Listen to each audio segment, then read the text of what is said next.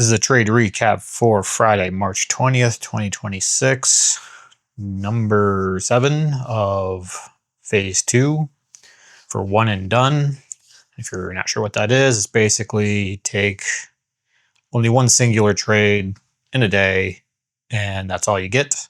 The one exception to that in this rule set or this phase is if a reset trade is available and the prior trade was red. We're using a total size of 2 to 4 contracts, 2 being against max 1 to 2 for the starter, and then a total max position size of 4. So that out the way, another gap down in the market, kind of trying to figure out what all we want to do now that we're below that 200 SMA on both SPY and Qs. All in all, definitely not a, again, abnormal day. Fairly clean. When we were getting into the levels, not a whole lot of shenanigans that I could pick up on.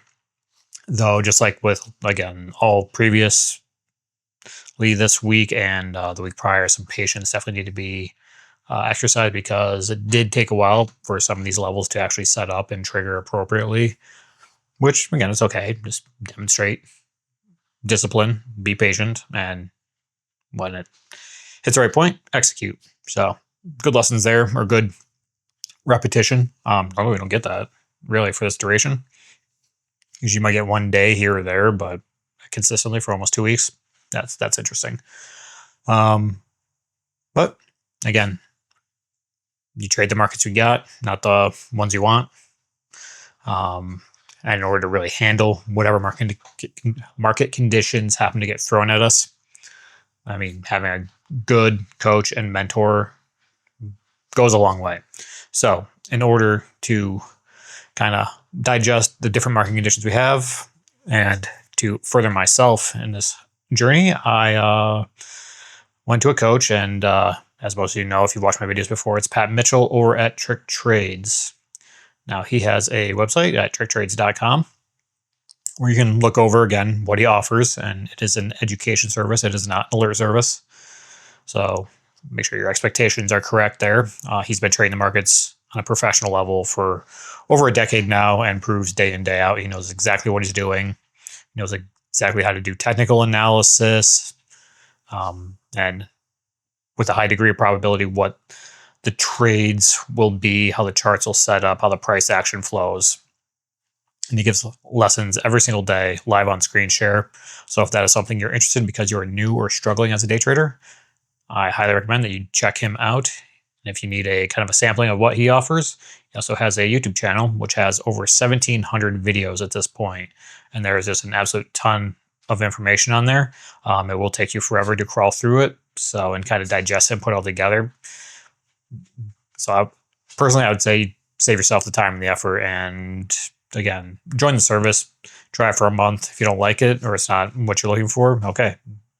That's a small price to pay for ultimately what's there. And honestly, I think if you try it, you will not go back. I know I have not.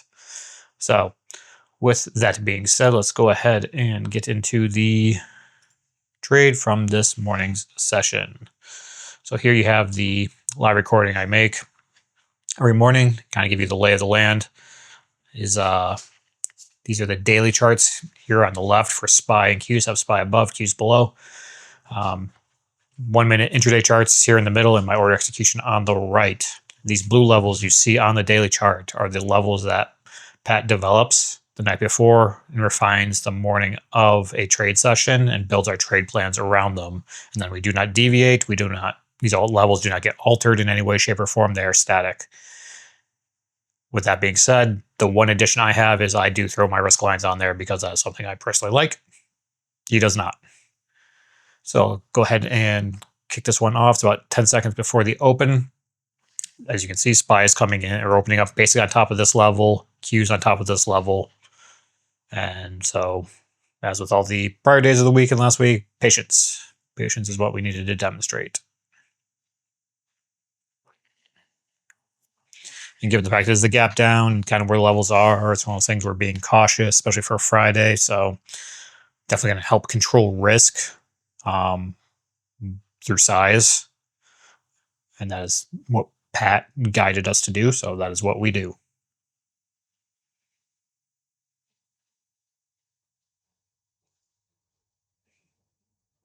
So you can see, opened up, kind of took a little dip there. Go ahead and step forward, and it really dipped out there. So it gave the distance from the level, which is what we need. Can't take a trade on top of a level. You need some degree of distance from it, which is ultimately what we were looking for. They're coming down, and this is kind of one of the things where it's like, okay, didn't come back up into the level to test it to potentially get entered short. So now as we're coming down, like, are we going to come down into the lower level to potentially take it long? And for a while, we just kind of drifted here in the middle, as you can see. And it's just one of those things where you just have to be patient and let it set up. Pat, again, tells us to do this every single day when the charts are like this, when just got to wait. Just got to be patient, be disciplined, take your hand off the mouse, sit back, relax, let it do its thing. It'll sort itself out. It's going to test one of these levels at some point. So yeah, that's all you really got to do. Get zoomed in a little bit more. So now we kind of put in a base, and then again, started to come back up. So just, again, switch from calls to, again, the puts, and just wait, let it get nice and close before entering. So it looks like we might potentially get it, just waiting for that push up. Go ahead and fire one off on SPY because it came close enough. Going to save that other contract to, again, for the actual level itself, if we even get that. As you can see, we did not. So it's one of the things, only got that one in. So took it on the first reaction. Again, more guidance from Pat during this live session. He's just looking for those first reactions, not, again, a huge amount of follow through just because of where we are, being Friday, the type of price action and trading we've seen throughout the week. So, and again, I just didn't give more than just that one opportunity to get in. So, is what it is. All good. As you can see, just continue to let it do its thing. Kind of starts coming back up after that dump out, and then it just falls apart. Which, yeah. Again, if you had a larger account and were able to take more size on the initial trade, yeah, again, save some, pull some off on the first reaction, save a little for the ride and follow through. Just where we are with one and done, just not at that stage yet. So as you can see, just boop, boop, boop, boop, and nice follow through on this one. So that's kind of how that went. And Q's came all the way down into its level. And SPY came down into its level, breaks below. Here's that one entry and the exit. And again, it's one of the things, even on that first reaction, again, still above average on a per contract basis. So even if you went all in, all out, yeah, I mean, that's one of the magical things about this strategy that, I don't know, magical, but one of the benefits of the strategy is, again, when you pay yourself on the first reaction, it's like usually you get solid follow through. Now, the one thing I did notice, and this is something that Pat had mentioned in an earlier live session during the week, is, again, tweaking your entries and exits, being patient to really make sure you're entering at the right time. And I would say I was a little off this morning, and kind of the difference, even though it was just one contract, the difference in between kind of the more ideal versus where I was in terms of entering was about 5 to 7 cents per contract. So again, that can be, again, if you're kind of off in that, just that little bit, and you got to think, like, say I did come up to the level. So you're off 5 to 7 on that first one, you're off another 5 to 7. So again, you start skewing your average against you. So it's one of those things where you can really see when you're paying attention to it and you're looking for that little puzzle piece, it really makes a difference. And the question is like, okay, when do you actually enter? Because again, it's like, when did you press buy and when did you actually get filled? So it's one of those things where it's like, okay, where's kind of the difference there? Because maybe one of those things that reveals is like, you need to adjust your timing a little bit. So on SPY, you can see it. Well, I was looking at this one to enter. It's like, in reality, it's like I got filled right when this one opened. So I was maybe half a second late on that one, trying to, again, otherwise I would have gotten probably down in here, which again is that 5 to 7 cents difference. Because again, you want to think like, okay, where was that one in terms of the actual fill? Let's see if I can actually pull that one up real quick. So the fill on that one was 291 versus say 275. So you're talking damn near 15 cents worth of difference just in that half second ish tweak, second to half second tweak.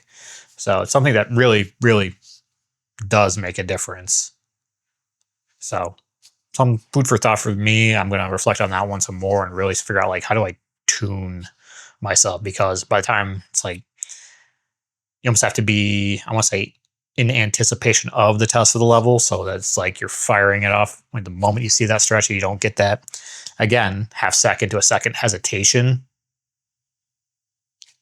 Again, it makes all kinds of difference. Because you got to think like on one contract, like where I bought versus where I sold, locked in $25 off that one contract. If I'm reading that correct, right? Yeah, $25. But if I had a better entry, if I had a more refined entry without that hesitation, that could have easily shifted that from being a $25 win to a $40 win just because of that 15-cent difference. So that's what I was saying. And that's not even like the true like top when it peaked into this level right here, because that was closer down to, again, like 270. So again, you're talking to really, again, nail that. It's one of those things you can't do all the time because sometimes it's how it gets filled. Sometimes you get shit fills, and that does happen. But again, if you get into the habit and get really meticulous with it, I think there is something there where you can really extract way, way more out of any position. And it also maybe make the difference in between whether or not you're green or red in a position you have to manage yourself out of. Because again, you're not dealing with, again, that kind of skewed average as you built a position up that you're potentially having to, again, average out of, risk out of, again. And again, just helps reduce that damage, and it gives you a much better follow through on both sides, whether it's a trade that isn't working out that you're managing yourself out of, or it's a green trade where you're paying yourself. Again, you're reaping more reward or you're minimizing damage.